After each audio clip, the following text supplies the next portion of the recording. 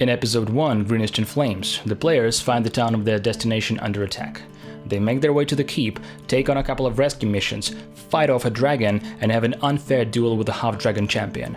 The goal of this chapter is to survive the night. Make yourselves comfortable and I will share the details with you in a moment. Greetings adventurers, my name is Hoard and today I want to talk about episode 1 of Hoard of the Dragon Queen adventure and share my experience with you. First and foremost, let's talk about the module itself. This is the first hardcover module for 5th edition published in 2014. It brings your characters from level 1 to 7.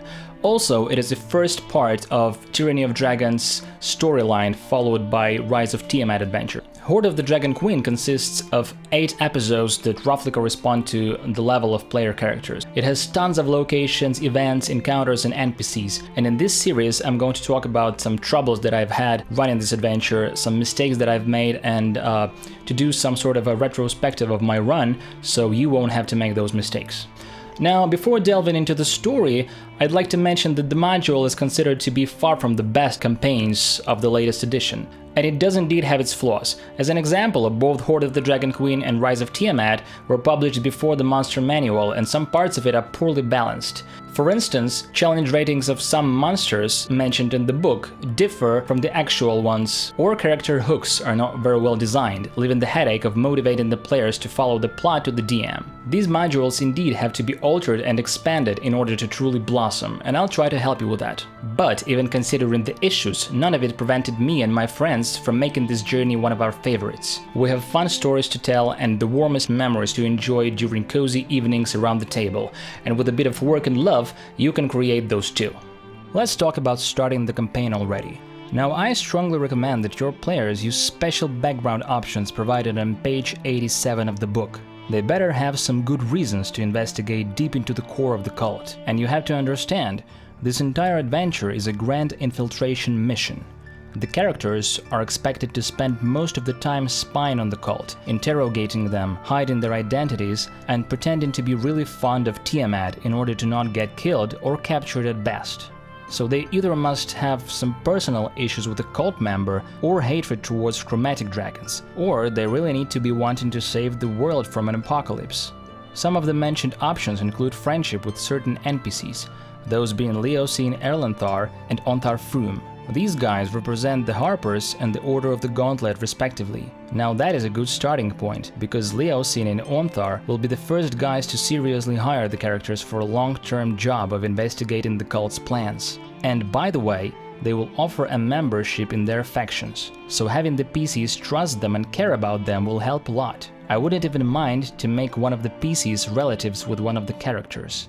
There are also more vague options, such as dreams of the end of the world, or a father who worked for the cult and now asks you to undo the evil because of remorse. Encourage your players to consult you and work together to build a fine foundation for a consistent epic storyline. The first episode consists of several encounters with quite a distinct timing.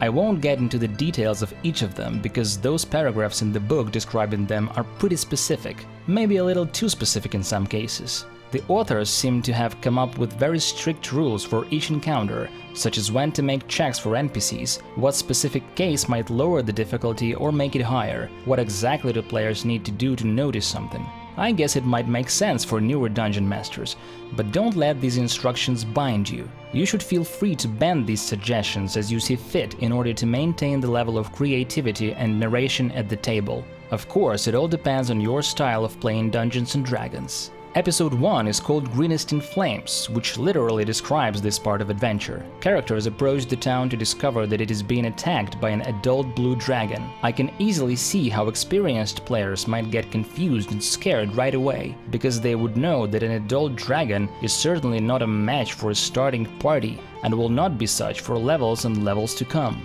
If this becomes an issue for you, let them observe a bit and notice how little enthusiasm Lenithon the Blue Dragon has. He's just there because the cult has bribed him. He takes his time to fly around and chill, for instance patiently waiting for his lightning breath to recover. He might even fly away for a minute or two. And of course the PCs have to notice that the majority of the activity is going on in the streets of Greenest, where kobolds and bandits rob and terrorize the townsfolk. And nevertheless, I have to admit that this episode, as well as most of the adventure, might be extremely difficult, depending on your player's skills and the party balance. That's why the earlier your players will understand the stakes, the better. Play harsh against them, not to punish them, but to provoke their cautiousness. I will say though that running each and every encounter in this chapter will definitely be daunting, and probably deadly, for the PCs likely won't have a chance to make even a short rest, because there is a fight going on in a town throughout the entire episode. By the way, I highly recommend that you fit this episode in one session, because I believe it to be a great opening for the campaign, which can really set the mood of threat and doom.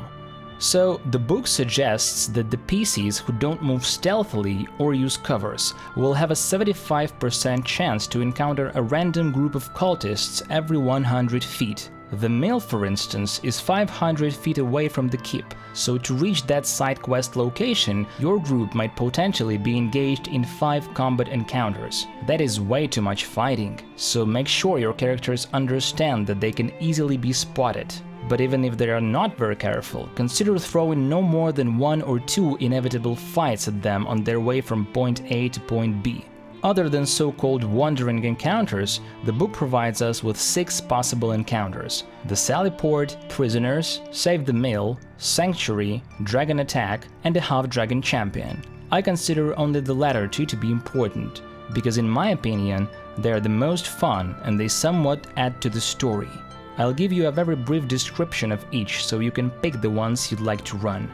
Sallyport is a short combat encounter taking place in the keep. Players have to regain control of the castle's side gate and repair the door to prevent further intrusion. Prisoners is a tiny side quest which will likely occur anyway, without pointing it out. Governor Nighthill wants the PCs to bring him a prisoner for interrogation. Save the Mill and Sanctuary are basically there to keep your players busy. In the first one, the players will be saving the grain and the mill from being burned down by the cult. The players will head there only to find out that this was a setup. Leaders of the assault have learned that the town is being assisted by heroes and have prepared an ambush. In Sanctuary, players will have to save a bunch of frightened peasants that have barricaded themselves in a chapel. The latter involves more variety in approaches and role-playing. I would pick one of the two, having some soldiers deal with the other. I like to show my players that the world doesn't stop when they aren't watching. And by the way, the characters have a chance to get their prisoner during one of these 2 encounters. Dragon Attack. While this one is not so crucial for the plot, I think it's a great opportunity for the first level characters to defeat an adult dragon in some way. They only need to drive him away, and it isn't very hard, considering that Lenithon has no particular desire to be there. Mechanically, the encounter itself will be no more than hiding behind some covers and preparing actions to shoot a bow. But maybe you can come up with a way to let your players inspire the archers on the walls who are losing their spirit, or have them suggest some safer and more effective formation. The goal is to deal 25 points of damage to the dragon, which will be sufficient to make him fly for good. Now, after the dragon is gone and everyone feels uplifted, it's time to drop the final bomb of despair, so to speak. For my party, Half-Dragon Champion encounter was very atmospheric. The session was very tough, leaving the characters and the players exhausted. They were angry, in a good way, and the monk boldly accepted the challenge, only to be beaten in 2 rounds. This encounter is not lethal unless somebody provokes the enemy, so the defeated PC can easily receive assistance from anyone in the castle. Basically, this chapter sort of ends with a defeat, the only comfort being that the PCs hopefully survived. But I believe this is what it's meant to be, because it awakens great despise towards the Cult of the Dragon, even if the characters don't know yet that this is indeed the Cult of the Dragon. At the end of the day, the heroes will have their chance for revenge. You may want to take your time and flesh out the bad guys to give them more flavor and character. There is nothing worse than a boring villain. After all, they are the reason most of adventures even exist. Try to give Langdedrosa some interesting traits, even if it seems enough that he is half-dragon already. Make a character who will have accepted his challenge notice some of these traits when he comes close, making him doubt his decision was sane after all. A part of his scale might have been replaced by an iron plate melted into his skin. That will suddenly make him far more fearsome, saying that this guy is familiar with pain. If you do that, Langdedrosa Cyanwrath will become a memorable character to stand out and haunt your players' dreams of vengeance. In my run of this adventure, the players failed to take their revenge in episode 3, letting the half-dragon live for many sessions, so you never know how long even the smallest of your investments might hang on. I address the bandits as bandits and not cultists, and that is very important.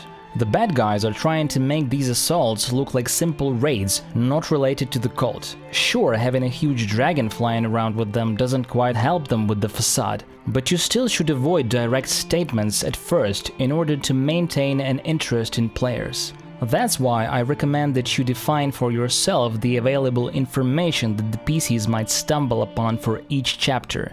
This is crucial to keep things fresh. I'll try to explain. I personally gave away too much secrets and goals of the cult during the very first interrogation in Greenest, and my players didn't have a lot of new things to learn for several sessions. I mean things like the cult's desire to free Tiamat from her prison. This shouldn't be cleared out right away. Yes, the book states that a captured cultist may reveal that the loot is for the great Hoard that will usher in the reign of the Queen of Dragons, or that they have a dragon hatchery nearby.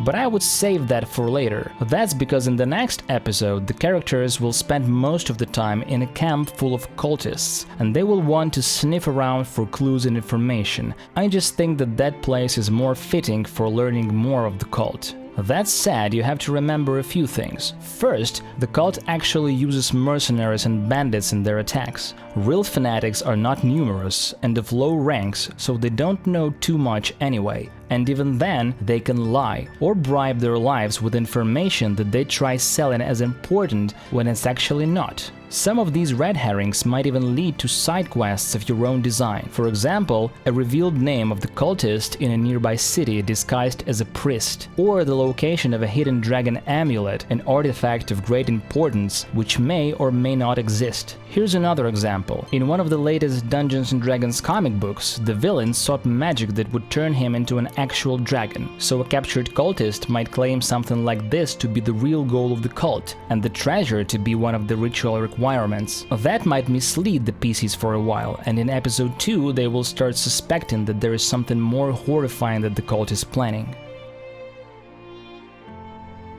At the Wandering Encounters section of Greenest in Flames episode, the authors mentioned that the town streets are overrun by the cult's forces, including giant lizards. But they failed to mention these creatures anywhere further in the chapter. This might be a missed opportunity to add some flavor to some of the enemy groups. With the challenge rating of a quarter and the fact that they can be used as mounts, you can easily fit them in any combat encounter in the streets. One more issue regards the map. It has keys for different areas which are only partly referenced in the text, those being the Keep, Area 1, and the Old Tunnel Exit, Area 2. The numbers of the other two are not linked to the corresponding paragraphs, so here they are. Area 3 is the Temple of Chanti, and Area 4 is the Mill. That's pretty much all I have to say about the chapter. If you have any questions, I'll gladly answer them.